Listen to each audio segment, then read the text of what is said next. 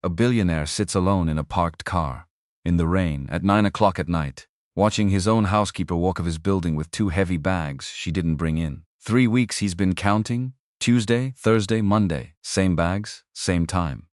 And here's what keeps him up at night: he checked everything. The safe, the wine cellar, the art. Nothing is missing, nothing. So what's in the bags? He follows the bus south, past the towers with his name on them, into the neighborhoods his company erased. She gets off in the dark, turns down an alley behind a dying church, knocks 3 times, a door opens, light spills out. And when he steps inside, when he finally sees what 34 years of silence has been hiding, Callum Mercer will learn that the woman who raised him has a secret, and it's about to cost him everything he thought he knew. Callum Mercer owned 64 floors. He knew this the way other men knew their own heartbeat, without thinking, without checking, just known. Bone deep and automatic, the way certainty calcifies when you've never had reason to question it. The contract on his desk that Tuesday morning was worth $300 million. He signed it without reading it. He never read them anymore. The lawyers read them. The analysts flagged the anomalies. Callum just signed. Because that was the arrangement. Because that was how empires worked. You built the machine precise enough that your signature was the last formality, not the first consideration. He capped the pen, slid the folder across the glass, watched his assistant disappear through the door without making a sound, the way all good assistants learn to move in rooms like this quickly, quietly, without disturbing the air. Then he turned. Slowly, the way a man turns when he already knows what he'll see. 64 floors below, South Atlanta stretched out like something the city had half forgotten. Low buildings, thin trees, streets that didn't have names on the maps his company used, just parcel numbers, zone designations, yield projections rendered in clean decimal points. And at the edge of where his view ended, 3 blocks south, a crane was swinging, slow and enormous and patient, pulling apart a building that had stood there for 40 years. He watched it for maybe 4 seconds. Then his phone rang, and he turned away from the window. And that, for a long time, was the whole story of Callum Mercer and the city beneath him. Her name was Dorothea Gaines. But nobody called her that. Not really. The women at the pharmacy on Lee Street called her Miss Thea, and slipped an extra bag of hard candy into her purchase without being asked. The men at the church on Auburn Avenue called her Miss Thea and held the door. The kids at the center called her Miss Thea, and said it the way children say the names of people who make them feel safe, with a particular softness, a particular certainty, the sound of a name that means something. Callum called her Mrs. Gaines. He had called her Mrs. Gaines for 34 years. She arrived every morning at 6:47, not 6:50, 6:47. As reliable as weather patterns, as unremarkable eventually as gravity. The elevator opened, and there she was, coat folded over one arm, small canvas bag on the other shoulder, moving through the penthouse kitchen with the specific efficiency of someone who had done this so long that the space had reorganized itself around her presence, without anyone deciding it should. Coffee, exact temperature, set down without a sound, shirt laid out, pressed to a smoothness that Callum had stopped noticing sometime around 2009 and hadn't thought to start noticing again. Breakfast fruit cut into the same shapes she'd been cutting since he was a boy. Because that's how his mother had wanted it. And Thea never forgot how his mother had wanted things. Even though his mother had been gone for 27 years. Even though Callum himself couldn't always remember anymore. He ate standing at the counter, scrolling his phone, not looking up. She moved around him like water around stone, and he did not see her. He had not seen her in a very long time, which is not the same as ignoring someone. That's what he would have said if anyone had thought to ask, which nobody did, because this was not the kind of question people asked Callum Mercer. He was 36 years old. He had a floor-to-ceiling view of a city he was actively reshaping. He had 12 people whose entire job was to anticipate what he needed before he knew he needed it. He had a company worth more than the GDP of several small nations, a reputation that preceded him into rooms he hadn't entered yet, and a particular quality of stillness that people in boardrooms consistently mistook for wisdom. Nobody asked Callum Mercer if he saw his housekeeper, but here is what he did not know. He did not know her middle name. He did not know where she lived, not the neighborhood, not the street, not whether the house had a front porch or a side door. He did not know that she had a sister named Cora in Savannah she called every Sunday at noon exactly, or that her knees ached in the wet months, or that she kept a photograph tucked inside the cover of the small Bible she carried in her canvas bag. A photograph of a young woman with Thea's same jaw, and Thea's same eyes, and a smile that looked like someone who had decided the world was worth the trouble. He did not know that woman's name. He did not know she existed. He knew the yield on every asset in his portfolio. He knew the square footage of every building Mercer Development had acquired in the last decade. He knew without checking that the East Side Corridor deal was closing in 11 days, and that they were 4.2% under projection on the commercial component, and that Preston Waverly, his CFO, his closest professional ally, the man who had sat beside him through 15 years of deals and disputes, was already working on a revised model to close the gap. He knew numbers. Numbers didn't disappear on him. Numbers didn't carry secret lives he had never thought to inquire about. Numbers didn't arrive every morning at 6:47 with 34 years of history and a canvas bag and a quiet so practiced it had become its own kind of language. He noticed the bags on a Thursday. Not the first Thursday, not even the second. It was the third Thursday of October, and he was coming back late from a dinner that had run long, a kind of dinner that was technically social, but functionally strategic, where everything was cordial on the surface and calculated underneath. He had the lobby security feed open on his tablet, old habit, the kind that hardens into ritual over time, and there was Thea, walking out 9:14 p.m., 2 canvas bags, both of them heavy. He could tell from the way they hung the specific angle of pull at her shoulders, the slight forward lean of someone compensating for weight on both sides. He had loaded enough boxes in his 20s to know exactly what heavy looked like, what heavy did to a body. She had arrived that morning with nothing. She was leaving with 2 full bags. He stared at the screen for a moment, then he set down the tablet, went to bed, told himself it was nothing. But the image stayed. He checked the next Tuesday, security feed, 9:08 p.m., both bags, same pull on the shoulders, same slow walk to the bus stop on Peachtree, Thursday again. Then the following Monday, Tuesday, Thursday, Monday. Like a schedule, like a system. And Callum Mercer was extremely good at systems. It was possibly the thing he was best at: reading patterns, identifying anomalies, flagging the thing that didn't fit. His brain did it automatically, had done it since childhood. It was the engine of everything he'd built, and this was flagged. So on a Tuesday afternoon, he did something he hadn't done in years. He walked through his own home. Not the unconscious route bedroom to kitchen to elevator, the groove worn smooth by repetition. He actually walked through it, opened cabinet doors, counted bottles in the wine storage, stood in the kitchen and checked the pantry shelf by shelf, stood in front of the safe in his study for a long moment before entering the combination. Nothing missing.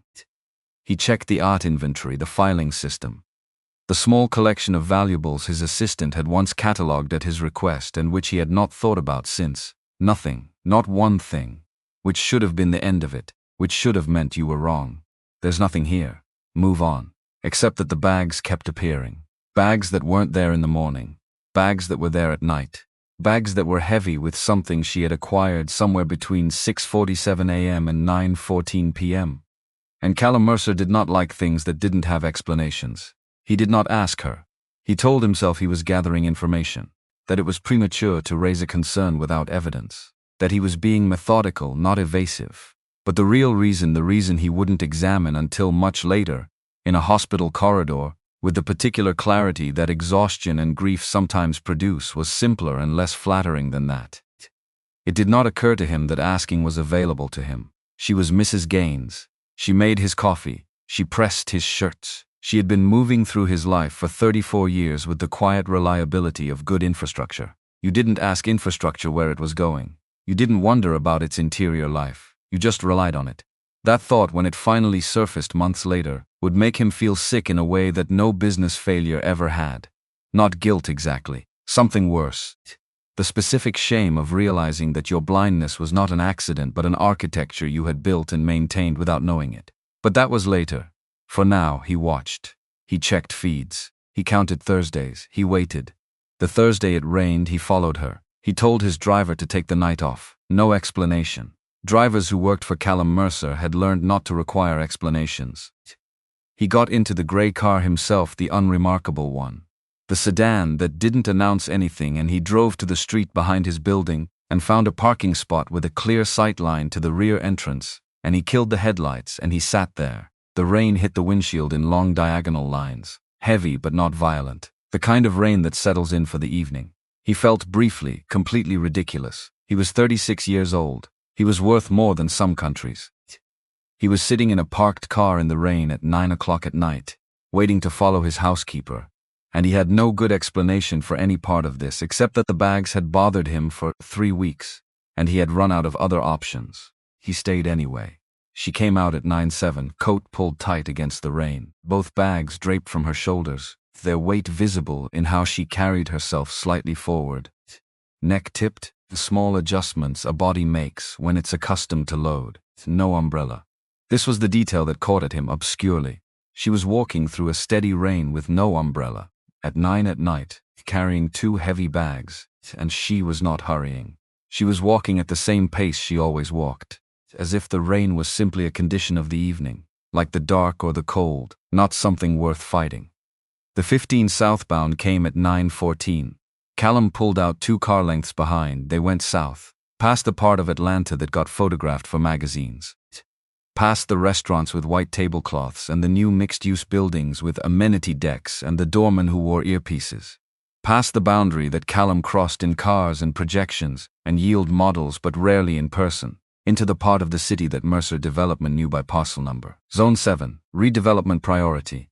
Parcels 14B through 19F. Projected return on investment 18, 3% over 7 years, adjusted for displacement costs and community benefit requirements. Displacement costs, that was what the models called it. A line item, a variable, something to be factored and minimized and ultimately accounted for in the final projection, accurate down to 2 decimal places. Callum drove slowly. He watched for the bus, found it stopped at the corner of Humphreys and Lee. Thea stepping off, both bags, same pace. She turned south on foot. He found parking half a block back and killed the headlights and watched her walk, 3 blocks, in the rain without hurrying. She turned into an alley alongside a building that Callum almost missed old brick. The red faded to a complicated grayish tone that spoke of decades and weather and the particular dignity of things that have lasted. Paint peeling from the window frames. A wooden sign over the side door. Hand-lettered, the paint thick and deliberate. Calvary Hope Center. All welcome. 3 knocks, a pause. The door opened. Warm yellow light spilled into the alley, and Thea went inside. Callum sat in the car for 7 minutes. He counted them. He had never been inside a building like this. Not since actually he wasn't sure he had ever been inside a building like this. His charitable giving happened through a foundation. His community engagement happened through press releases. The actual physical space of need was something he encountered in reports, in projections, in the human interest sections of impact assessments that someone else wrote and he skimmed before signing off.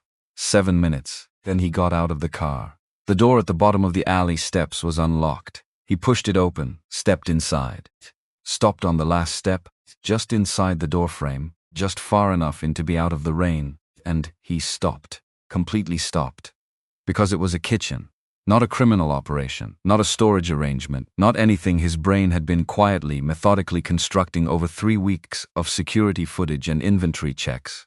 A kitchen. Long folding tables arranged in rows. Mismatched chairs, wooden ones, plastic ones. A few metal chairs with tape on the legs where the rubber feet had worn through. Paper plates, paper cups. The smell, God. The smell was something that existed in certain houses and not in others. The kind you couldn't manufacture no matter how much you spent. Cornbread and something savory underneath and something sweet underneath that. The accumulated warmth of hours of cooking in a small space. 40, maybe 50 people. Some eating, some talking in low voices.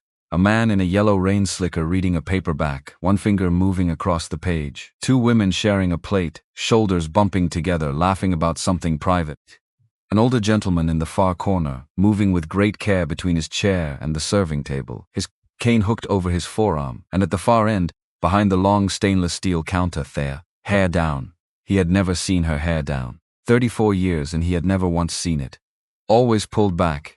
Always neat, always the professional presentation of a woman in a professional role. But here it was loose around her shoulders, gray and soft and completely at ease. The way hair looks when the person wearing it has stopped performing anything for anyone. Old gray sweater, denim apron. Flat shoes, the kind you wore when you knew you'd be standing for hours, and your feet needed to be practical before they needed to be anything else. She was laughing. Not the small, contained smile she sometimes wore in his kitchen when something faintly pleased her.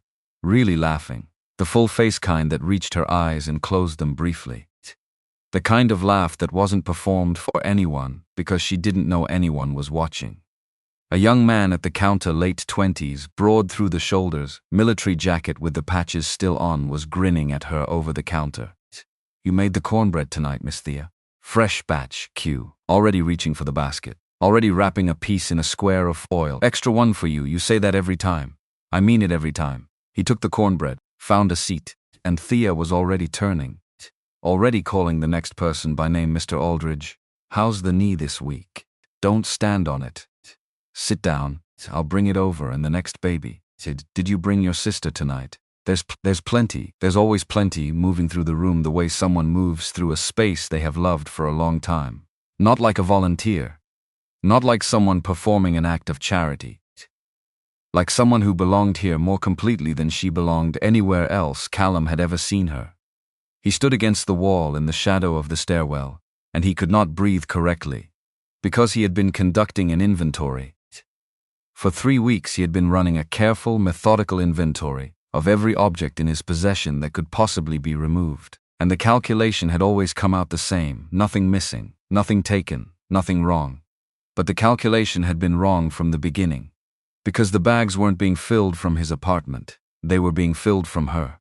Her money, her grocery runs, before or after his apartment or in between, squeezed into the margins of a day that already started before 7 and ended, apparently, after 9. Her hours in some kitchen somewhere, her house, a neighbor's, a rented space, cooking for hours to fill 2 canvas bags with food for people who had nothing, on a salary that Callum had reviewed last year. A salary he had described to his HR coordinator as generous. A salary that his HR coordinator had agreed was fair. He leaned back against the wall. Across the room, a girl appeared from the kitchen side, 17 maybe, narrow and quick-moving, dark braids tight against her head, a faded blue hoodie that was too big across the shoulders and had been washed enough times to lose whatever color it had started as. She was carrying a stack of extra bowls and navigating the maze of chairs and tables with the ease of someone who had done this route 100 times. She stopped near the far end of the last table. An older woman was sitting there alone, thin coat, looking at her food but not eating it. The specific stillness of someone who has been alone with something for long enough that they've stopped noticing the company they don't have. The girl set the bowls down on the nearest table. Then she sat next to the woman, didn't ask if she could, didn't announce herself, just sat down, crossed her arms on the table and stayed. After a moment, the woman started eating. Callum watched this from across the room and felt something move in his chest, not dramatically. More like the way a door moves when you lean on it without expecting it to open, the sudden give of something you didn't know was there. It was a teenager sitting next to a stranger. That was all it was. And it broke something open in him that he wouldn't be able to name for a long time. He didn't hear Thea approach. 1 second she was across the room, and then she was right beside him, in the shadow of the stairwell, and she was not startled and she was not angry. She was looking at him the way she had always looked at him, with the specific patience of someone who has known you since, before you could articulate a full sentence, and has made peace with what you are, while still holding out for what you might become. Mr. Mercer.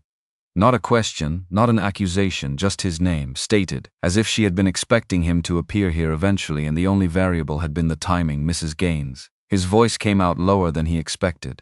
I know, she said. She looked at him for a moment. Then she went back to the counter. He stayed for 2 hours. He didn't plan to.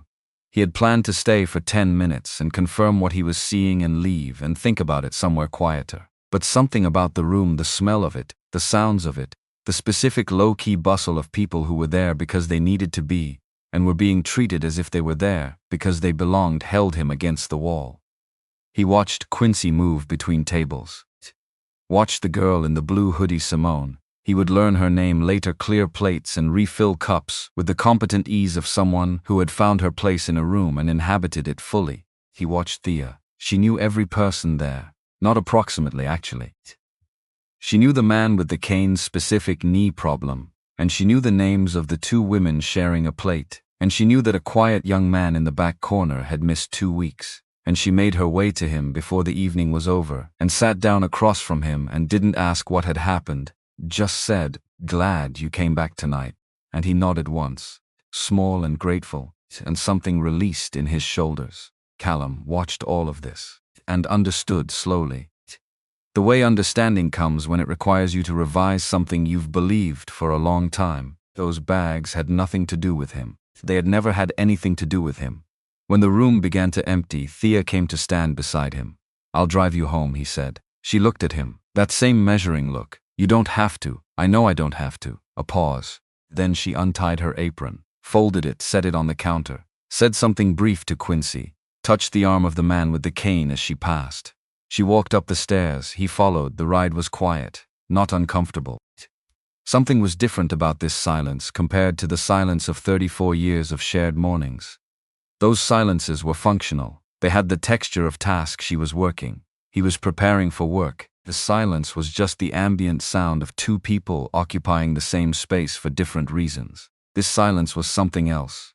This was two people in a car in the rain, and one of them had just had the foundations of an assumption revealed as a fiction, and neither of them was ready to say so out loud. He drove south by instinct, then realized he didn't know her address, and had to wait for her quiet direction left here, then right on Ashby, then down, and each direction was a small, distinct revelation of how thoroughly he had never thought to know this. The house was in Vine City, small brick, neat white trim on the windows, one light on inside, warm through the curtain, the kind of light that means someone has been expected home. She opened the car door, stepped out, then she paused, looked back in through the open door. Something shifted in his face, something he couldn't have described but that she apparently read without difficulty. "Come in," she said. Not an invitation exactly. More like a decision she had just made about something she'd been considering for a long time. The house was smaller than his kitchen. He registered this the way you register things when you are paying attention to everything at once. It wasn't a judgment, it was just information. The kitchen of his penthouse was bigger than her entire front room, and the front room of her house contained more evidence of a life actually lived than every square foot of his penthouse combined. A plant on the windowsill that had outgrown its pots significantly and appeared entirely unbothered by this.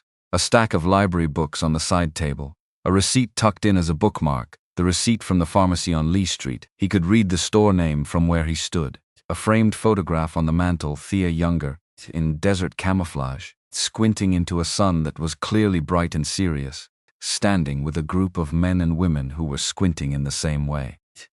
He looked at that photograph for a moment, then his eyes moved to the wall beside the hallway.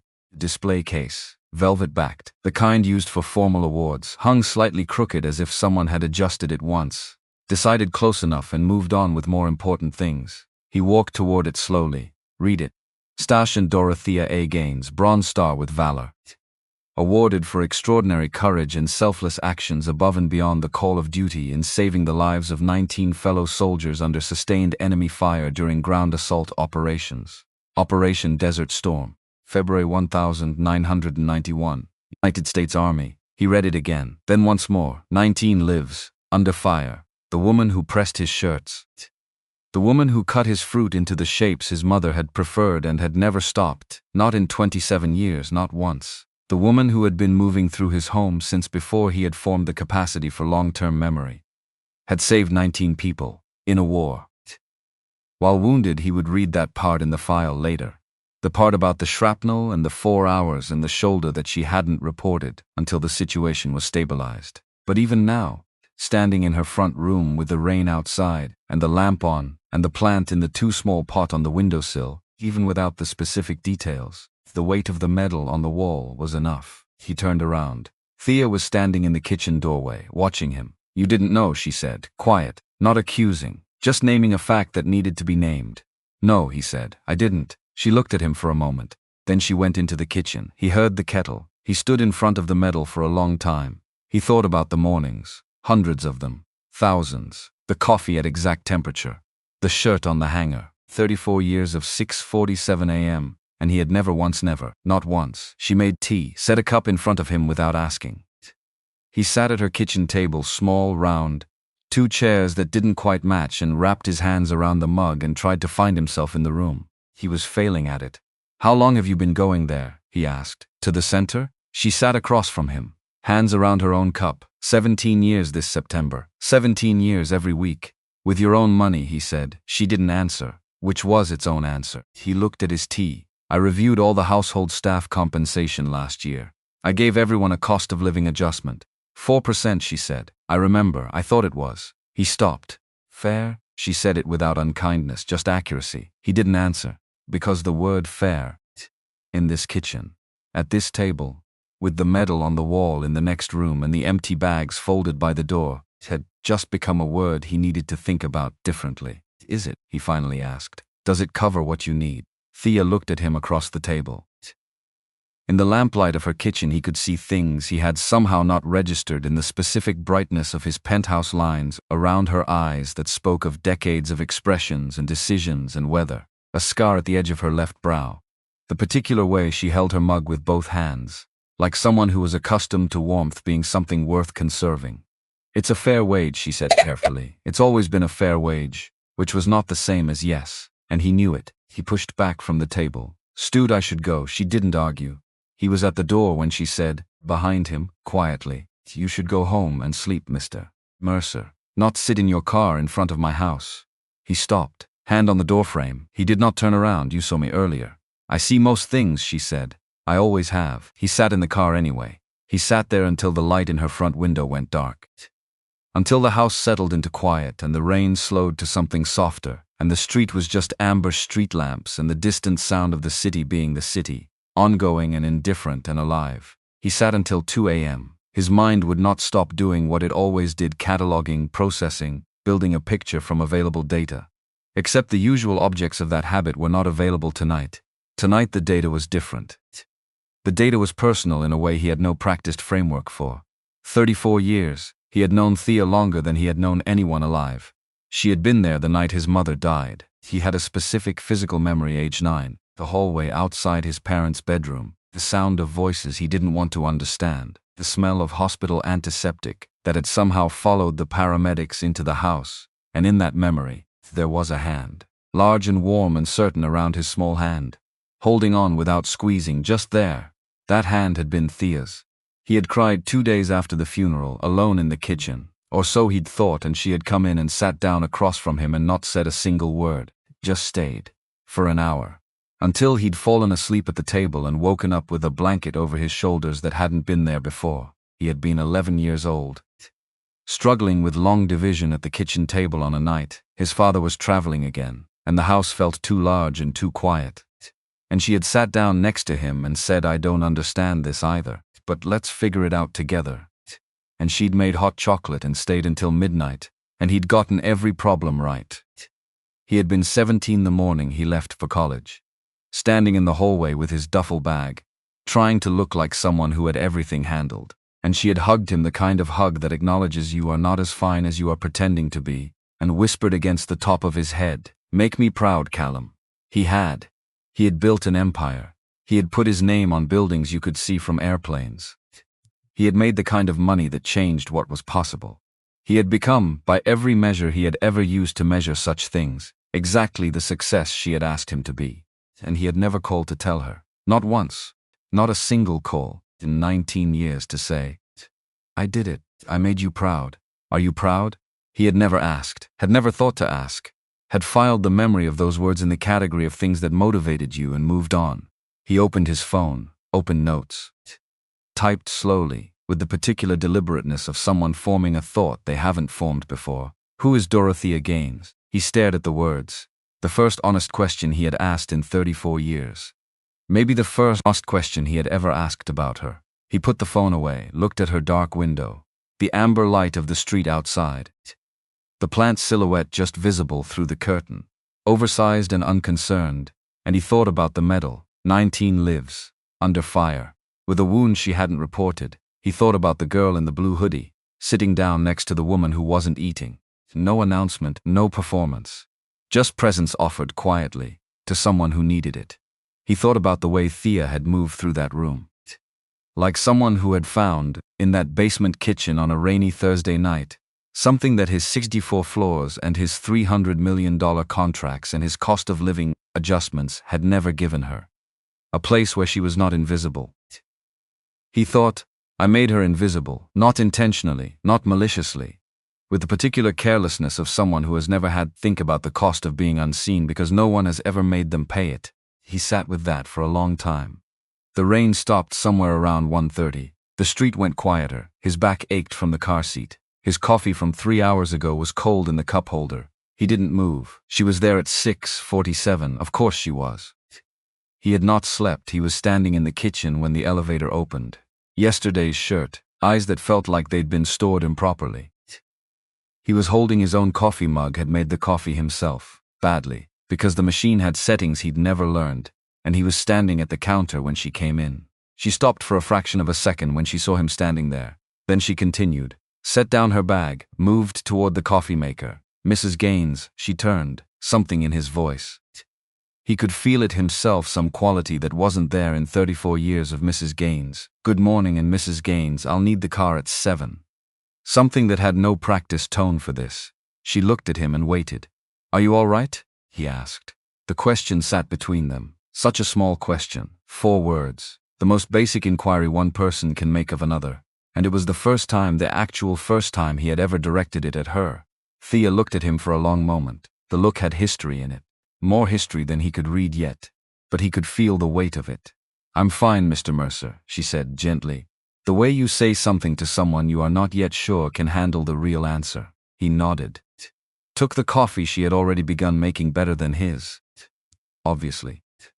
Correctly temperatured, of course. And stood there a moment longer than he usually would. She moved to begin the breakfast routine. He watched her for a second, just a second. Then he said thank you for last night. She didn't stop what she was doing. But something in her shoulders acknowledged it. Of course, she said. He went to work. He sat at his desk on the 64th floor and stared at a contract worth $40 million and could not read a single word of it. His assistant knocked at 9:15 with a message about the East Side corridor, and he said give me a few minutes, and she left, and he sat there with the unsigned contract and the view of South Atlanta and the crane still working. 3 blocks south, patient and enormous, pulling things apart. He picked up his phone, called his legal coordinator. I need everything on Dorothea Agnes Gaines, military record, employment history, medical, everything publicly accessible, as thorough as you can be. A pause. This is Mrs. Gaines who works for you. Yes. Another pause. Shorter. I'll have it ready tomorrow morning. He hung up, looked at the contract, looked out the window, and for the first time in as long as he could remember, Callum Mercer did not sign the document in front of him. He set the pen down, turned back to the glass, looked at the crane, watched it work. He had built 64 floors on the premise that what he could see from up here was the whole picture. For the first time, he was beginning to suspect otherwise. The file arrived at 7:43 in the morning. 43 pages. Callum's legal coordinator had been thorough. She was always thorough. That was precisely why he paid her what he paid her, not for speed, not for availability, but for the particular quality of completeness that meant he never had to ask twice. She had pulled military records, employment history, public documents, hospital records, and 1 death certificate. 1 death certificate. Callum poured his own coffee that morning. Thea wasn't in yet. He stood at the counter in the gray pre-dawn quiet of his kitchen, the kitchen she had moved through every morning for 34 years, a kitchen that suddenly felt different now that he was standing in it alone and noticing it, and he opened the file on his tablet and started reading. He got 4 pages in before he had to set it down, picked it up, kept going. Dorothea Agnes Gaines, born March 14, 1958, Macon, Georgia, 3rd of 5 children. Father worked the rail yards, long shifts, irregular hours, the kind of work that builds a particular quality of endurance in the children who watch it done. Mother took in laundry, kept a vegetable garden, made things stretch. Graduated Ballard Hudson High School, 1976. Enlisted United States Army, 1978. Age 20. He hadn't known she was from Macon. He hadn't known her middle name, Agnes. He said it quietly in the empty kitchen. Like learning a word in a language he should have already spoken. Like realizing a door had been standing open for 34 years and he had walked past it every single day without once thinking to look through. The military record ran for 8 pages. Field medic training at Fort Sam Houston, 2 overseas postings, and then Gulf War. 1991. Operation Desert Storm, February. The specific citation for the Bronze Star was attached 3 dense paragraphs of formal military language that described what had happened during a ground assault near the Kuwaiti border, in terms so precise and so technical that it took Callum 2 full readings to understand the human reality inside them. She had pulled 19 soldiers to safety, one at a time, over 4 hours of sustained engagement. With a shrapnel wound in her left shoulder that she had not reported, had not apparently even acknowledged until the situation was stabilized, and her commander had noticed the blood and ordered her to stop moving and let someone look at her. Callum set the tablet down on the counter, stood very still. He thought about the scar he had noticed 2 nights ago, at her kitchen table, at the edge of her left brow. He had assumed it was old, minor, the kind of scar that accumulates over a life without particular incident. He understood now he had been looking at the wrong place entirely. The real wound was somewhere under the shoulder of every shirt she had ever worn into his apartment. He had never thought to look, had never thought there was anything to look for. He picked the tablet back up, kept reading. Honorable discharge, 1993. Returned to Atlanta. An 8-month gap in the employment record, nothing filed, nothing documented, just a silence in the paper trail that could mean many things and probably meant something specific and painful that the public record had no language for. Then, domestic employment, Mercer household.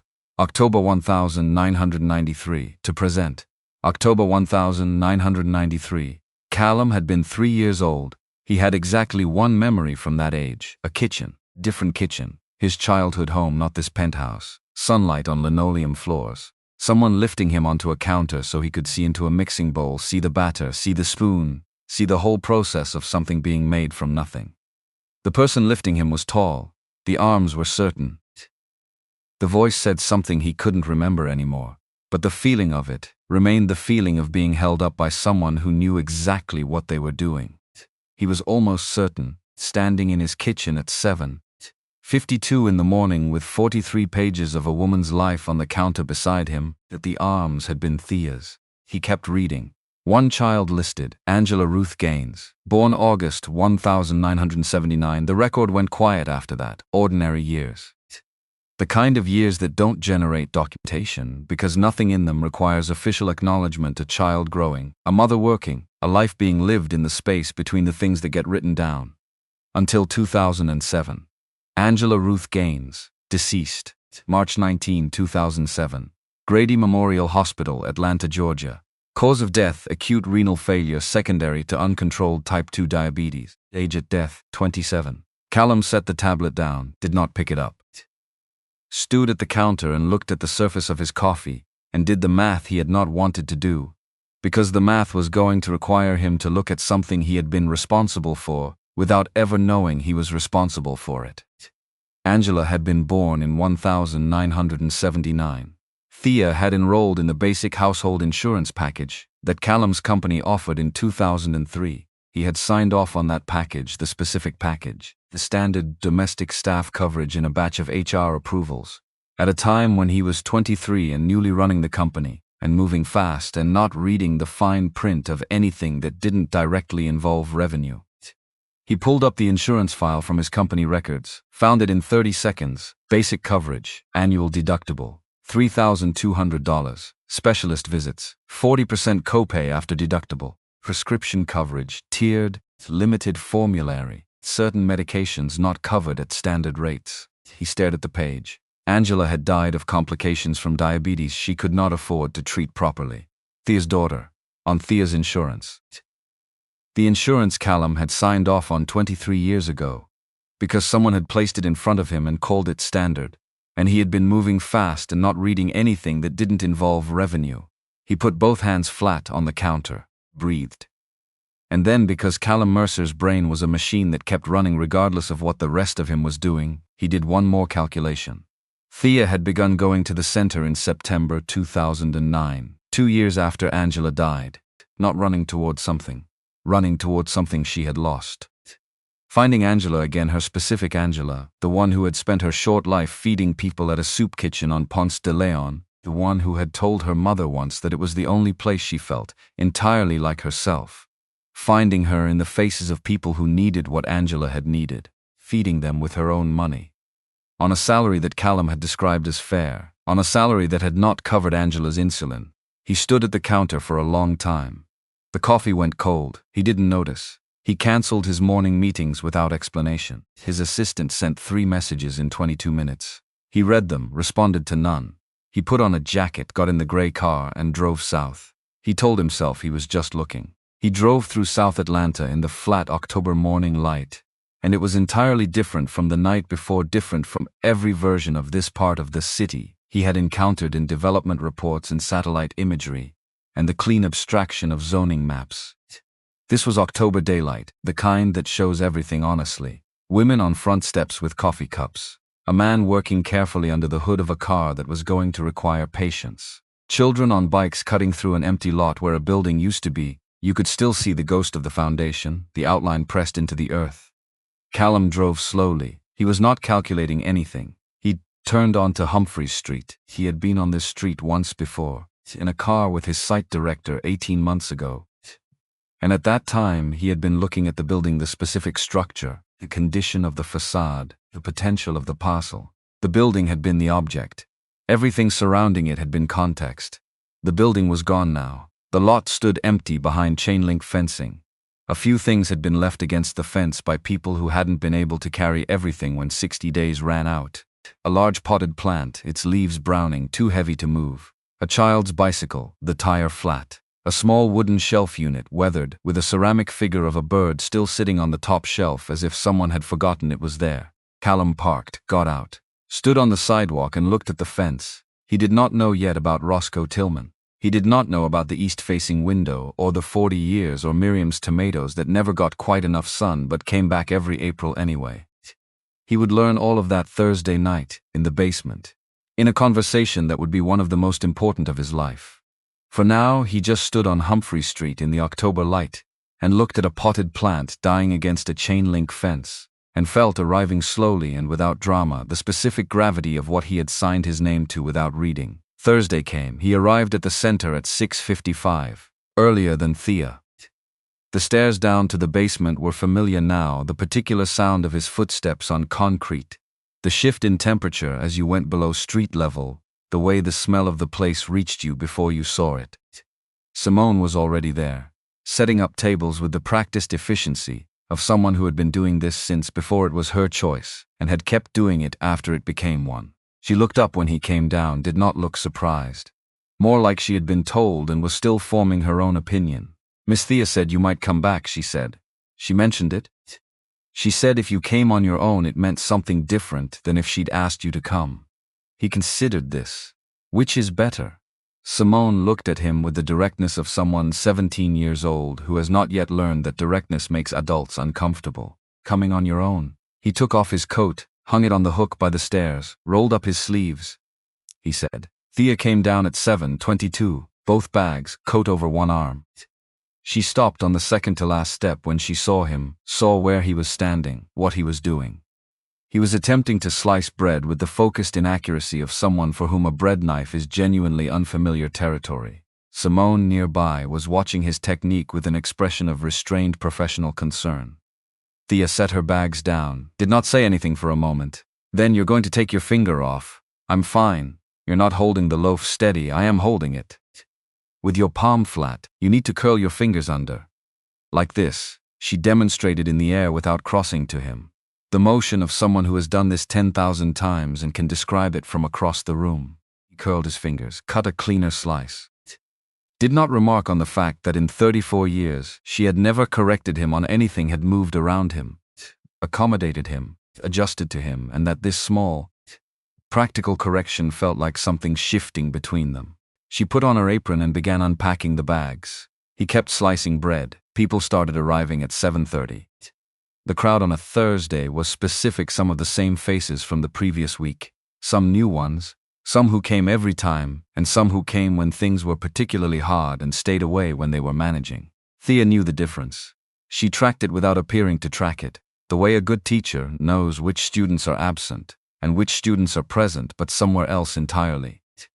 Callum stood behind the counter with a ladle and attempted to do what he had watched her Do look at each person when they came up. Say something that wasn't purely transactional. Mean it.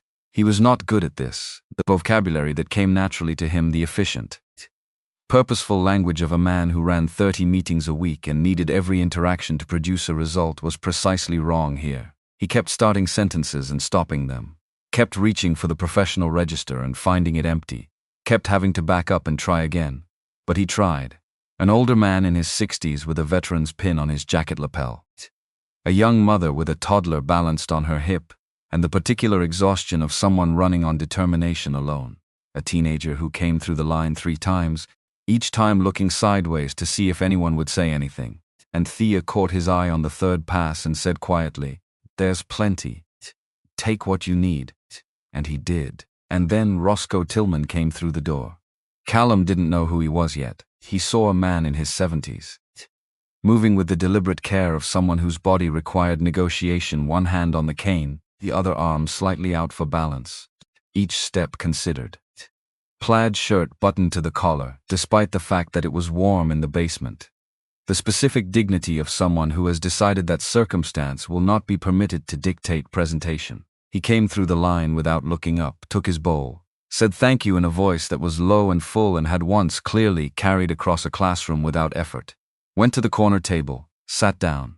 Callum watched him. Something in the posture, the uprightness of it, the particular quality of a man sitting alone with his thoughts in a room full of other people made him want to cross the room. He didn't have words yet, but the impulse was there. Not yet. He turned back to the line, an hour in. The basement warmed, the initial rush settled into the steadier rhythm of people eating and talking and staying longer than they needed to because the alternative was going back out into the cold. Callum was at the sink washing out the large soup pot with the specific incompetence of someone for whom domestic tasks had always been performed by other people. He was making progress. Slow progress. He heard a sound from behind him. Not a crash, something quieter. A sharp intake of breath, the sound of a hand hitting a surface to catch itself. He turned. Thea was at the far end of the counter. One hand braced hard on the stainless steel edge. Head dipped forward slightly. Her other hand pressed flat against the center of her chest. Fingers spread, in the way people press against pain they are trying to assess without showing. Callum crossed the room in the time it took him to cover the distance, which was not long. "Mrs. Gaines, I'm fine." The words were automatic, reflexive. The words of someone who has said them so many times they come out before the assessment is complete. "You're not. Just a little. Sit down." Then, because something shifted in him, some register he hadn't accessed before in the specific context of her, he said it differently. "Thea, sit down." Her name, without the title. For the first time in 34 years. She sat down. Quincy appeared from somewhere in the room, the way Quincy appeared whenever something needed attention, with the quiet situational awareness of someone trained to read rooms fast. He looked at Thea, looked at Callum. The look he returned was not hostile. It was watchful. The look of someone deciding in real time whether trust is appropriate. "She forgets to eat," Quincy said quietly, as if this were something Callum should have known, as if this were information that should have reached him through some channel years ago. "Does it most weeks. Spends the whole evening taking care of everyone else and then goes home empty." Callum looked at the soup pot he had been washing, found a bowl, filled it, brought it to where Thea was sitting against the wall. In the chair someone had pulled out for her. Looking like someone who resents needing to sit down, but has run out of argument. He set the bowl in front of her. "Eat," he said. She looked up at him. In the specific light of the basement, warmer than his apartment, less architectural, the light of a place that was built for function, not presentation, he saw something in her face that he had never once seen there in 34 years of mornings. Not weakness. Something more specific than weakness. The particular look of someone who has been strong for such a long time, in such consistent and total privacy, that being seen doing anything other than being strong is almost physically disorienting. Vulnerability. There and then gone. Replaced, in the time it took him to register it, by the composure she wore, the way other people wore their skin. But he had seen it. He went back to work. Quincy moved past him without a word, but there was something different in his posture, marginally. Almost imperceptibly. The difference between a door that's closed and a door that's closed but unlocked. On the drive home, the rain had started again. Lighter than Thursday, more mist than rain, the kind that makes everything slightly luminous under streetlights. They drove for 10 minutes without speaking. When's the last time you saw a doctor? He asked. She looked at the window, the streaking light. A while. How long is a while? She didn't answer immediately. He waited. He was learning, reluctantly and against his nature, that waiting was a skill, that silence after a question was not a malfunction but a form of respect, space left for the answer to form in its own time. 4 years, she said finally. Maybe closer to 5. Why? Not a question. A word dropped into the space between them that needed to be landed on. The rain moved across the glass, the streetlights slid past. Because the money went somewhere else, she said. He thought about the file. About 40% co-pays and limited formularies, and a basic package he had signed off on when he was 23 and moving fast. About Angela. About 19 years of Thea standing in a church basement feeding people with money that her body needed. He didn't say any of that. He pulled up to her house in Vine City. She opened the car door, 1 foot on the pavement, then she turned back. Don't do this because you feel guilty, Callum. He started to say something. I mean it. Not harsh, just clear. The clarity of someone who has thought about this possibility and decided to address it directly. Guilt makes people do things for themselves dressed up as things done for other people. I've watched it happen for 17 years at that center. People who come in feeling bad about something and want to feel better, and they stay for 2 weeks and then they're gone because the feeling passed. She held his gaze. I don't need to be saved. I have been saving myself my whole life. What I need is to be seen. There is a difference. She closed the car door. He sat there until her light came on. Then he made 2 calls. The first was to his HR director. Full coverage for Thea Gaines. Effective immediately. No co-pays. No limits. No exceptions. The director's voice was professionally neutral and slightly strained given that it was nearly 10 o'clock at night. Callum didn't adjust the timeline. The second call was to his personal physician's scheduling line, where he left a message requesting an appointment be arranged for Dorothea Gaines. Full physical, blood work, whatever Dr. Okafor's team required, at the earliest available slot. He hung up, sat in the car on her quiet street, and thought about Angela Ruth Gaines, who had died at 27 from a condition that was treatable, on insurance that Callum had signed off on without reading, while her mother fed strangers in a church basement and chose their dinner over her own prescription costs. He thought about what fair meant. He thought about it for a long time. The call from the hospital came on a Tuesday. He was in the conference room on the 58th floor, the east side corridor projections. Preston Waverley at the whiteboard, walking through revised numbers with the particular ease of a man who had done this so many times the gestures were automatic. 8 people around the table. Coffee getting cold. The specific collective focus of a room full of people who believe the numbers on the board are the most important thing in the room. His phone buzzed. He ignored it. Buzzed again. Same number. He looked at the screen. Northwestern Medicine Patient Services. He stood up. Preston turned from the whiteboard. We're in the hold the meeting. He was out the door before the sentence finished. Mr. Mercer, this is Dr. Okafor calling from Northwestern Medicine. You're listed as the emergency contact for Dorothea Gaines. Callum stopped walking. Right there in the hallway, 40 feet from the conference room. He stopped moving entirely and felt his whole body reorganize itself around the information coming through the phone. She's stable. She collapsed during her appointment this morning. We've admitted her for observation, and I need to discuss her test results with you if you're able to come in. He was in the elevator before he registered, deciding to go. 4th floor. Room 412. She was asleep when he arrived. He stood in the doorway for a moment before entering. The room was ordinary, the particular functional ordinariness of hospital rooms everywhere. The kind of space designed for function rather than comfort, for monitoring rather than inhabiting. The IV line ran into the back of her right hand. The monitor beside the bed blinked with the steady patience of machines that don't get tired. She looked smaller, which made no physical sense. She was exactly the same size she had always been. But in the bed, with the hospital gown and the IV and the monitors and the particular stillness of someone being kept still by circumstances rather than choice, there was something reduced about her presence, something that was entirely wrong. Thea Gaines was not a reduced person. Thea Gaines was one of the least reduced people he had ever known, in a life full of people who had made themselves large through money or power or reputation.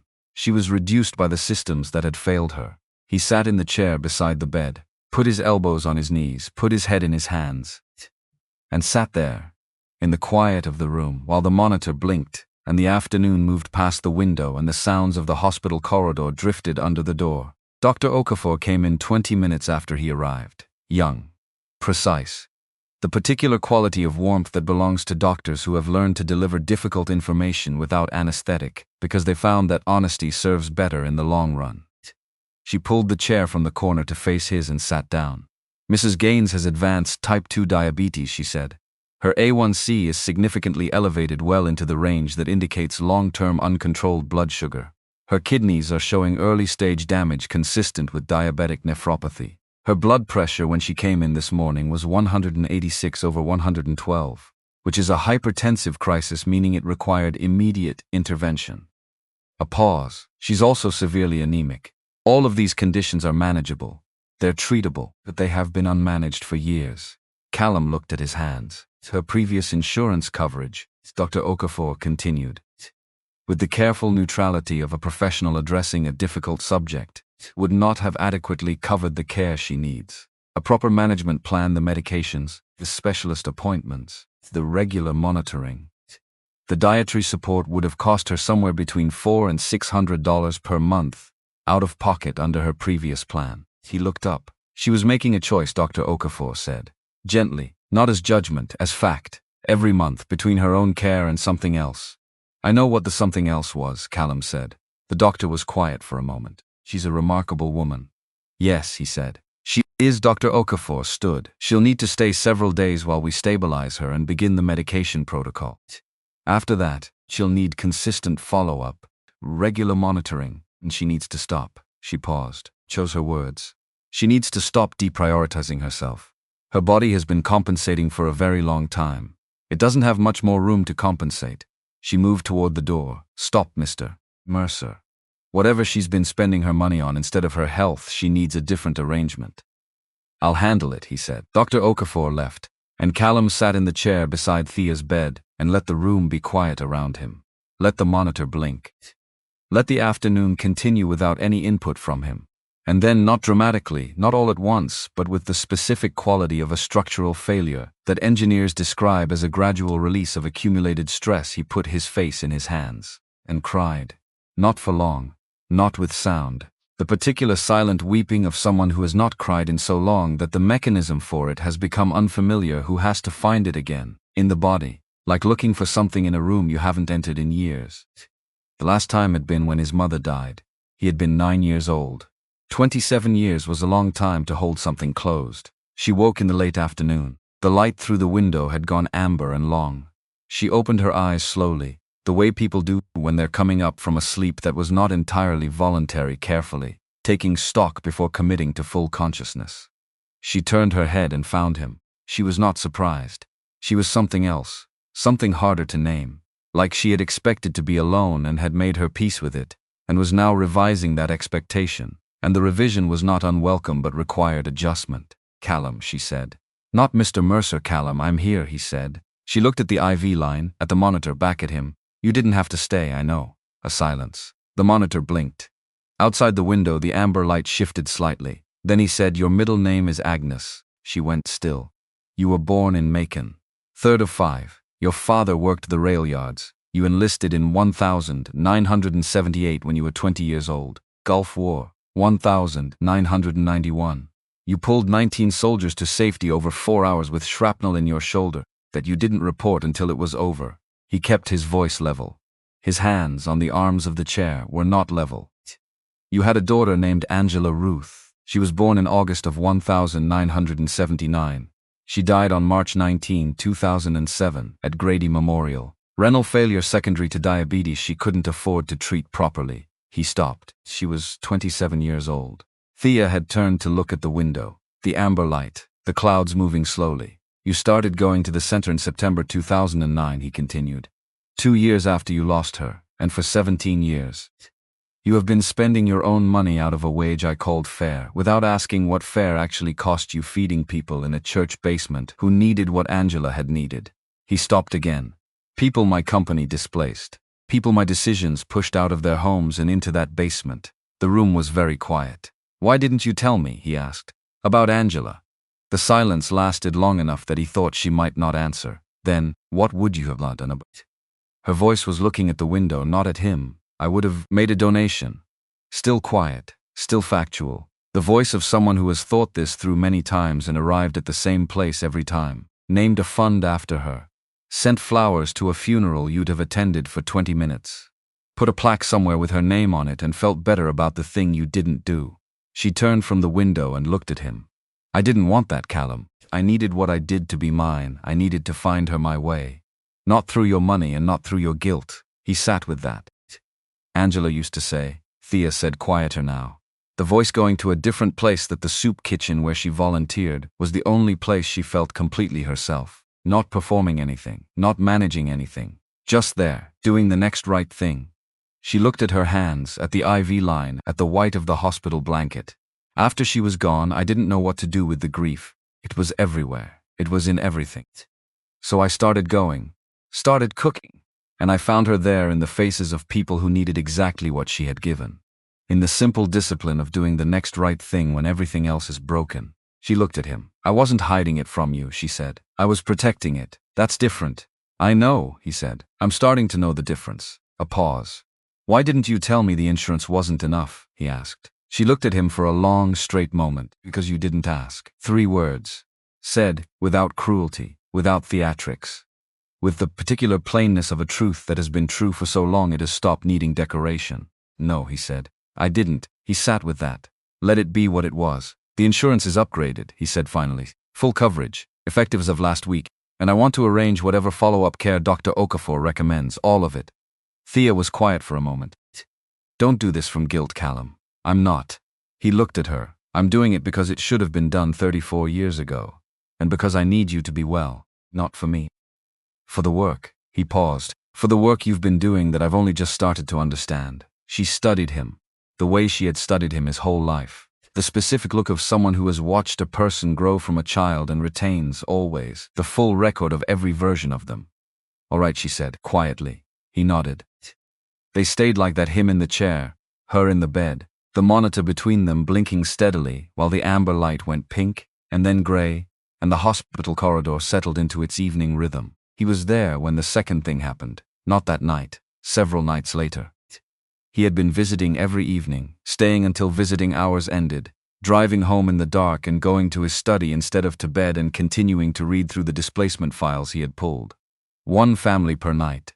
Sometimes 2. He had started writing the names down by hand, not in a spreadsheet, not in a database, just in a notebook, with a pen, in his own handwriting. Because something about the handwriting made it real in a way the screen did not. Carolyn Webb. 38 years. James and Loretta Patterson, 32 years. The grandchildren he could no longer see easily. A young couple who had saved for 3 years for their first apartment and had 60 days to leave it. An elderly woman named Ruth Simmons who had died, according to her daughter's formal complaint letter, 6 months after displacement. The daughter had written, she never recovered from losing her home. She used to say she didn't know where she was anymore. I think that's what killed her. Callum had read that letter 4 times. He was on his way out of Thea's hospital room on a Thursday evening, 5th day. She was improving. The color was coming back. She had eaten the dinner the hospital brought and pronounced it acceptable when his phone buzzed. He looked at it in the elevator. An email.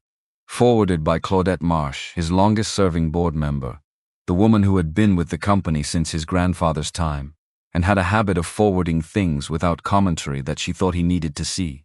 The original was from Preston Waverley, sent to 6 board members, not to Callum.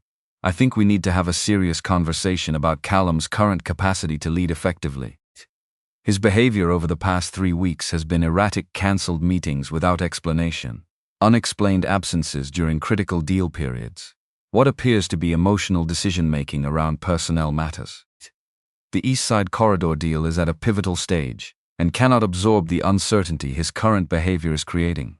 I'm proposing we convene a closed session this Thursday, before the full board meeting, to discuss our options for stabilizing leadership. Callum read it in the elevator, read it again in the lobby, stood on the sidewalk outside the hospital in the cool evening air and read it a 3rd time. Preston Waverley, 15 years. The man who had been there for every major deal, every crisis, every late night arguing strategy over bad coffee. The man whose father's hospital Callum had rearranged a week around. The man who knew Callum's coffee order, knew the name of his childhood dog, knew which client relationships required careful handling, and had helped handle them for a decade and a half. He read the email again. Erratic behavior. Emotional decision-making around personnel matters. He had visited his housekeeper in the hospital. He had gone to a church basement 2 Thursday nights. He had started reading the displacement records his own company generated. He had started writing names in a notebook by hand. That was what erratic looked like from the 58th floor.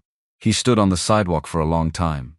The city moved around him, cars and pedestrians and the ordinary business of a Thursday evening in Atlanta.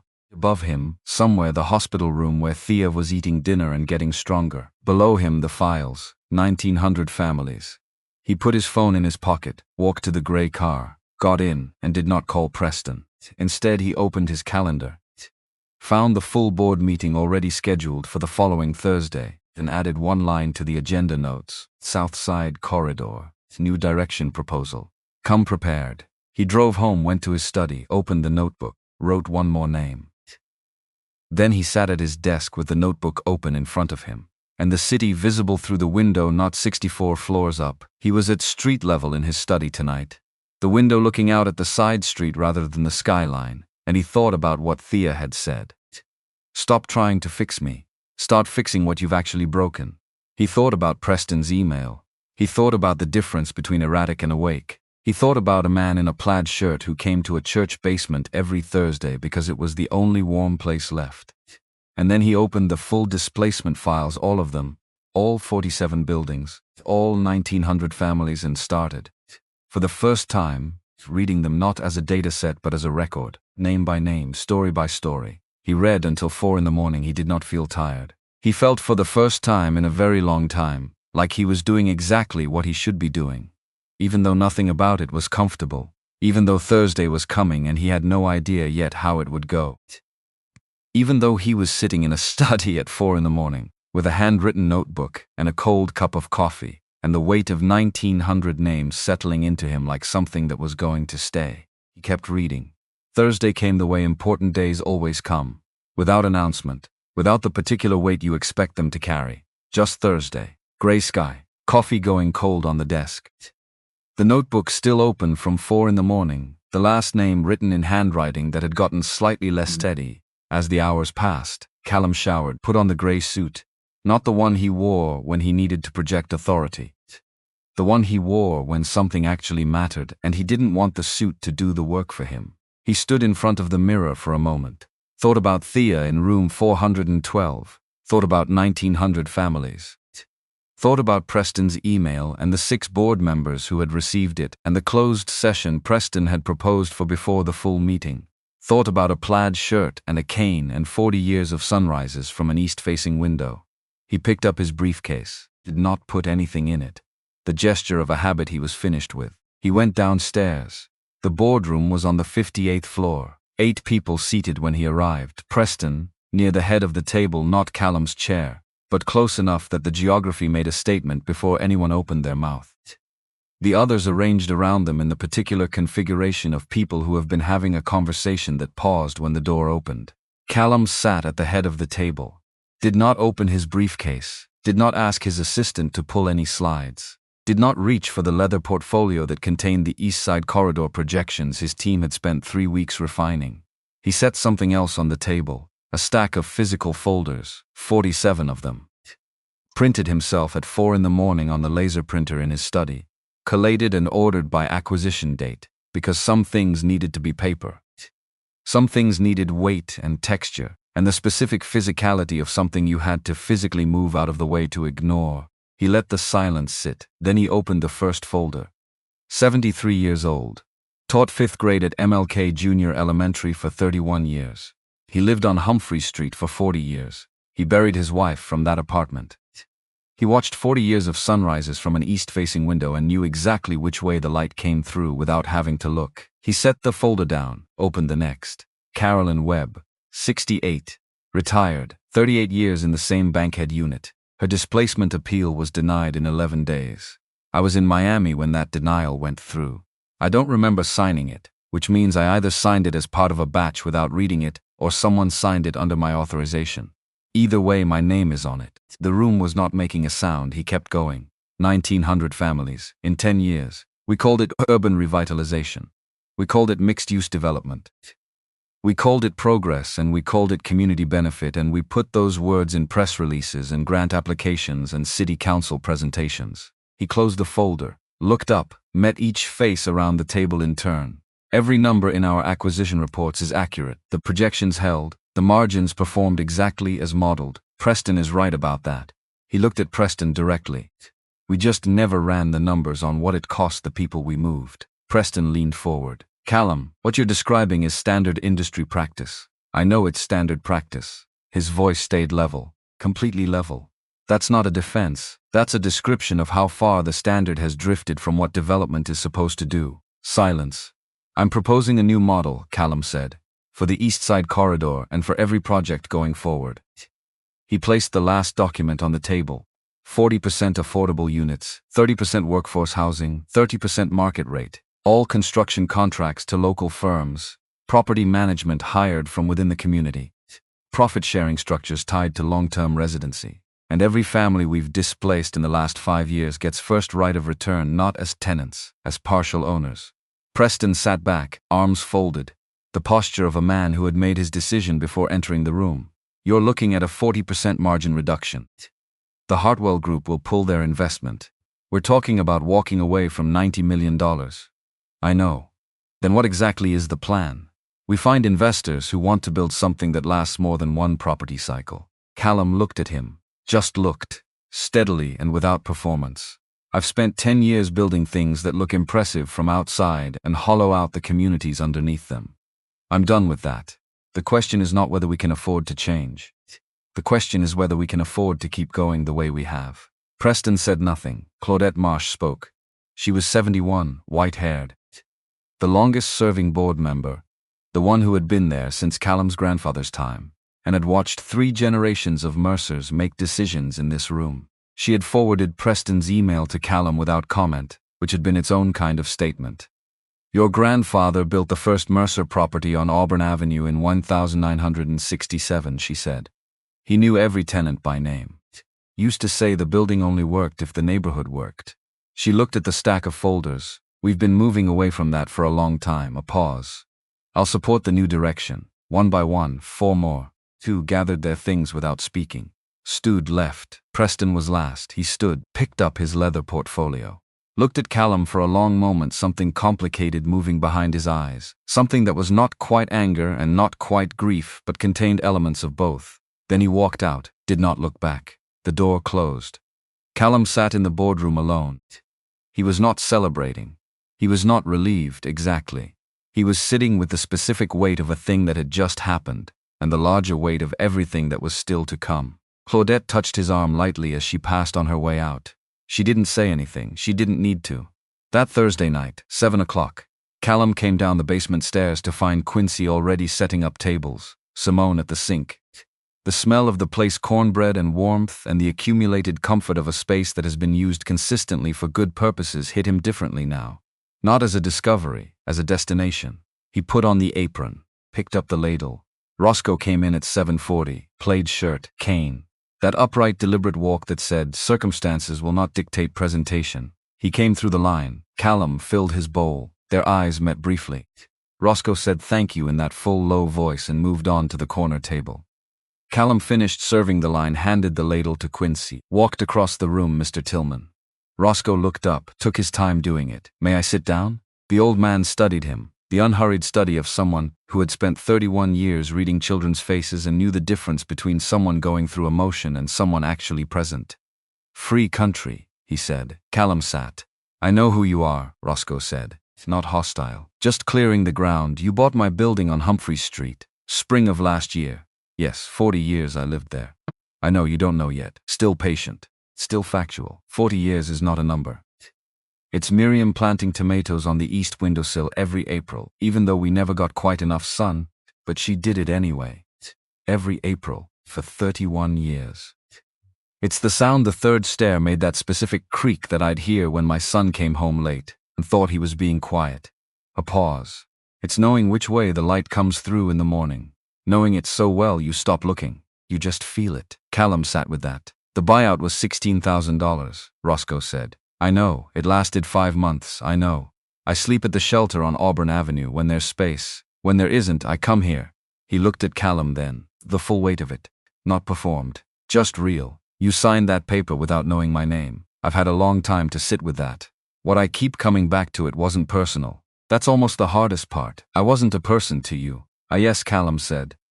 You were. Roscoe blinked, like he had been expecting something else. An explanation, a justification. The particular verbal architecture people use when they want to acknowledge wrongdoing without fully inhabiting it. Not this. I can't give you back 40 years, Callum said. I can't give you back the creak in the stair or Miriam's tomatoes or the light through the east window. I can't undo what I signed. He stopped. I let that sit without dressing it. But I'm restructuring everything. The model, the projects, the way we decide what to build and who gets to stay in it. And I need someone who knows what I don't know. He looked at him. Someone who can tell me what a neighborhood actually is. Not what it looks like in a development report, what it's made of, what it costs to lose. Roscoe was quiet, a long quiet. I'm asking you to help me learn, Callum said. Not as a gesture, not for a press release. Actually teach me. Walk me through what I've been too blind to see. Roscoe picked up his spoon, took a slow mouthful of soup, set it down. You've got money, he said finally. I've got 40 years. A pause that contained something that was almost not quite, but almost the beginning of something. Let's see what we can do with that. 3 months, Roscoe walked him through South Atlanta on Wednesday mornings. Not tours, conversations with geography. They stopped on corners and Roscoe named what had been there: the barber who knew 3 generations of every family on the block, the pharmacy that extended credit when people were short, the church that had stood since 1923 until a parking structure replaced it, and the parking structure stood half empty within 4 years. Callum took notes by hand. The habit of it, pen on paper, the slight drag of recording something you intend to keep, felt important. Quincy started the Veterans Services Program. He designed it from what he had needed when he had nothing, which made it the most accurately calibrated support program Callum had ever funded. Because Quincy wasn't theorizing, he was remembering. Thea came home from the hospital on a Tuesday. Medication delivered, daily nurse arranged, follow-up appointments scheduled. Callum had done all of this before she was discharged because he knew if he waited, she would say she didn't need it. She found the schedule on her kitchen table and sat with it for a while. When Callum came by that evening, she was in the kitchen, the schedule in front of her, an expression he couldn't immediately read. This is thorough, she said. I had help from Dr. Okafor's team. She likes you, she told me. She likes you more. Thea almost smiled. Not quite. I'm not coming back to the penthouse, she said. Not the way it was. I know, then what are you asking me to be? He had thought about this. Had drafted versions of it in his head on the drive over, on 3 different nights. And they had all come out sounding like something from an HR policy document. So he said the actual thing. The person in the room who tells me the truth, he said. Community Relations Director. Real title, real salary, full benefits, the actual kind. A seat at every table that matters. He looked at her. Not to make us look better. Because every time I'm about to do something the way I've always done it, I need someone who will ask me what it costs the person we're not thinking about. She was quiet, and because he said, you have been doing the real work for 17 years, with your own money, on a salary I called fair, building something worth more than anything I've put my name on, and I have been 64 floors above all of it, calling what I did development. Thea looked at him steadily. One condition, she said, name it. Thursday nights, the center. It's in the contract, non-negotiable. Already in there, he said. She looked at him for a long moment, the look that had more history than any document he had ever signed. The look of someone who has watched a person from childhood and retains always the full record. Okay, she said. Okay. The letter arrived on a Monday, on his desk, no return address. Thea's handwriting, the handwriting he had seen on grocery lists and brief household notes for 34 years without registering that it was evidence of a person. He read this one with complete attention. Callum. Roscoe called me last night. He told me about the Hartwell Group and the 90 millionaire and the revised commercial ratio they're demanding. He said you've been sitting with the contract for 2 days. I'm not going to tell you what to do, but I want to tell you something I've never told anyone. The night Angela died, the hospital asked me to sign a consent form. They called it a cost-effective care pathway authorization. The nurse was kind. She said it was standard. I didn't understand what I was signing until afterward, Someone had looked at my daughter's life and decided what it was worth, and the number wasn't high enough. I think about that every time someone uses the word appropriate to mean what we can afford to give you. I think you know what I'm saying, Thea. Callum read it twice, set it down, picked up the phone, called the Hartwell Group's contact. We're not changing the ratio, he said, a pause. Mr. Mercer, that's a significant, I understand. We'll need to revisit our position. I understand that too. You're walking away from $90 million. Yes, he said. I ended the call. His hands were not steady. Let the record show that. $90 million was not an abstraction. Losing it had real consequences for real people who worked for him, and he knew it, and his body registered it fully. But louder than all of that, just barely louder, was a letter in Thea's handwriting. Someone had looked at Angela's life and put a number on it. He was not going to be that person. Not anymore. The city council meeting was on a Wednesday in February. He had presented in this room a dozen times, always with the financials first. The community benefit language carefully positioned in the second half, after the numbers had done their work. This time he came in with people first. Roscoe sat to his left, Quincy to his right. Thea in the front row of the public gallery, not on the dais. She had been clear about that. She was there as herself, not as anyone's symbol. He clicked to his first slide, a photograph. Roscoe Tillman, standing in front of 1400 Humphrey Street before demolition, smiling at something off camera. This is Roscoe Tillman, Callum said. He taught 5th grade at MLK Junior Elementary for 31 years. He lived on Humphrey Street for 40 years. My company displaced him 18 months ago with a buyout of $16,000 that lasted 5 months. He is currently our lead community consultant for the East Side Corridor project. This proposal would not exist without him. Quincy spoke next, standing without notes. Talking about Afghanistan and coming home to nothing and sleeping behind Calvary Hope Center on a cold night in October, and a woman who came out and sat on the step beside him and didn't ask his name first. Just sat there, until he was ready to talk. Nobody in the chamber made a sound. Callum presented the numbers: 40-30-30, community ownership, local hiring, right of return as partial owners, not tenants. He walked through the revised margins. He did not apologize for them. This project will be less profitable in the short term, he said. I'm not going to tell you otherwise. But it will produce something our previous model has never produced. He looked at the council, a neighborhood that still exists in 20 years, with the people in it who built it. Patricia Holt, district representative, 16 years on the council, had heard a great many promises in this room. Mr. Mercer, she said, what's different this time? Callum looked at Roscoe, at Quincy, at Thea in the front row. The people who built this proposal, he said. I funded it. They built it because they know what's actually needed. I've spent the last several months learning to listen. A pause. I'm slow at it, but I'm working on it. 9 votes. All 9. The envelope from Preston arrived on a Tuesday in March. His handwriting, the tight, vertical script of someone who had been an engineer before he was anything else. Callum, I owe you a conversation I'm not ready to have in person. But I owe you the beginning of one. My father lost our house in Bankhead when I was 11. Urban renewal. The city called it a blighted area.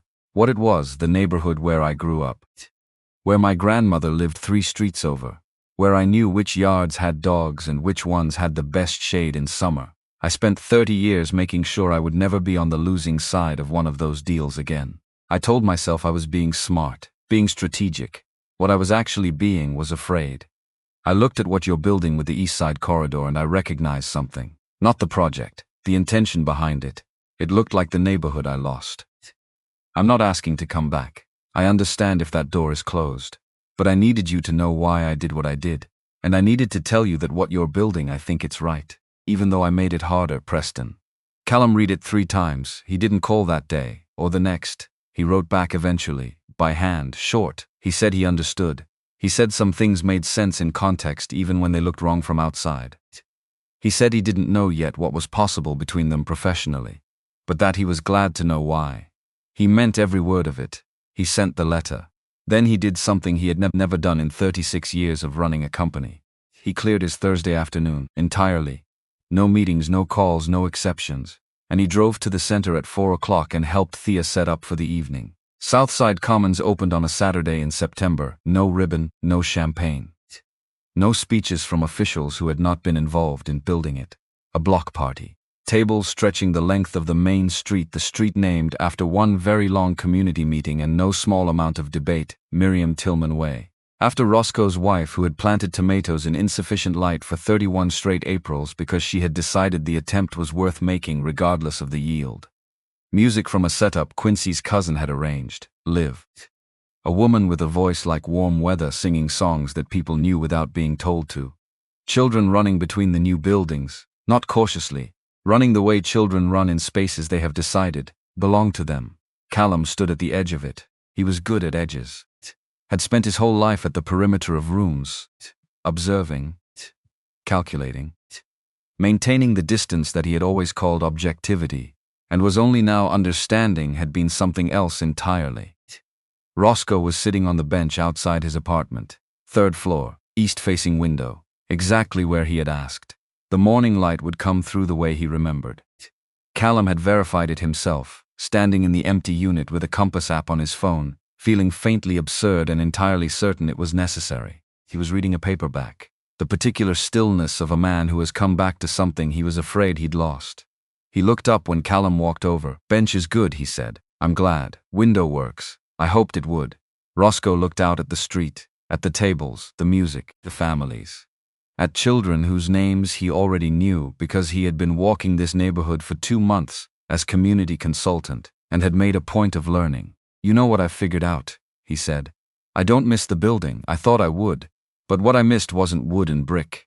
He tapped the side of his head. "It was knowing where I was, knowing my neighbors, knowing the light." He looked at Callum. "You can't rebuild what was there. But you can build something that works the same way. That's what this is." Callum sat down beside him on the bench. They sat there quietly, the music playing, the block party doing what block parties do, expanding to fill the space available, pulling people in, becoming its own reason.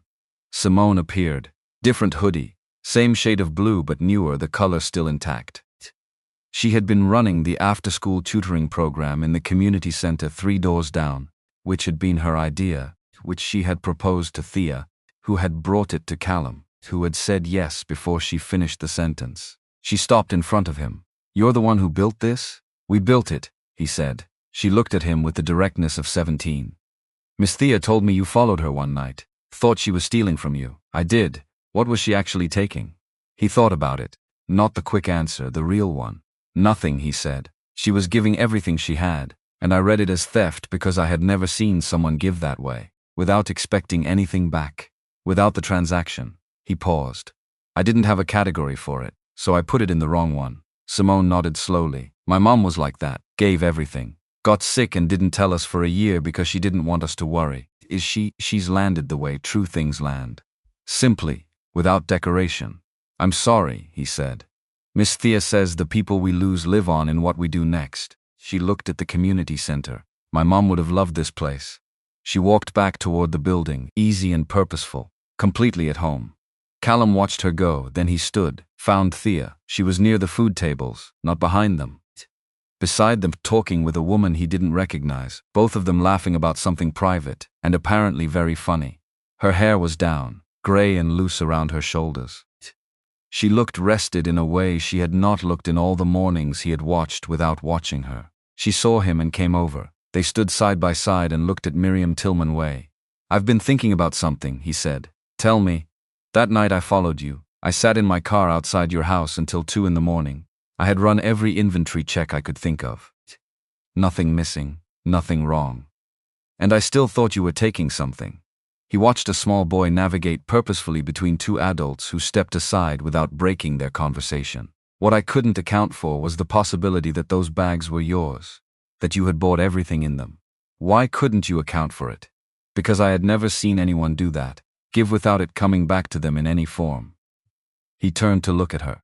"I didn't have a category for it, so I put it in the wrong one." Thea was quiet for a moment. "Angela was like that," she said. "Worried about everyone else first. It's a hard way to live sometimes, but it's the only way she knew." She looked at the street. "I like to think what she started keeps going. In Quincy, in Simone, in Roscoe ordering window boxes for tomatoes, the almost smile in you, eventually. Eventually is generous. I'm a generous woman." He laughed, an actual laugh, the kind that surprised him by arriving. Thea looked at him with something he had never had directed at him from her before, pride. Not performed, not reserved, just there. The pride of someone who has watched a long and sometimes painful process arrive at something worth arriving at. You should have asked me years ago, he said, all of it. Your life, Angela, where you lived, what you needed. You weren't ready to hear the answer, she said, not as excuse, as fact. The same plainness she brought to everything, I know. But I should have been. She nodded, accepting it, not releasing him from it, just accepting it the way you accept weather, real, unchangeable, easier to live with once you stop arguing with it. You're ready now, she said. I'm trying, that's all it ever is. She turned to face him fully.